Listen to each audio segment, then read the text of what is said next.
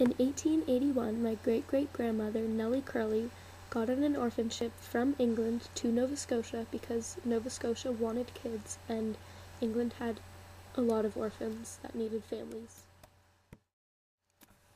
People came from all over to adopt the children. People in Halifax, New Brunswick, Cape Breton, and Nova Scotia came. My great-great-grandmother was one of the lucky ones to get adopted from people from Framboise. Neat fact, the ship my great-great-grandmother Nellie was on rode behind the Titanic for a short period of time.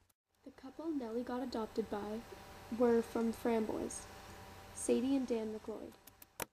Later on, Nellie married Edward, who owned a lighthouse after he went to the war.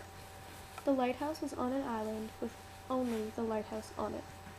While he lived in the lighthouse, his family lived on the mainland in Fortune. Unfortunately, when Edward was on his way home to go see his family for his daughter's birthday and for Christmas, his boat capsized in the ocean and he drowned. His body was never found. Nellie continued on a regular life by sending her kids to school and working on the farm at home. She had one horse, chickens for eggs, cows for milk, cheese, and butter, one pig, a vegetable garden, and she had the fishing tricks that her husband had taught her. She only had a few sheep to knit clothes for her kids. Later, one of Nellie's daughters, Victoria, married Joe McLeod and then moved to Sydney, Cape Breton, who had 3 children, 2 girls and 1 boy. The girl was my Nana, Elizabeth. At age 15, my Nana moved to Toronto hoping for a better life.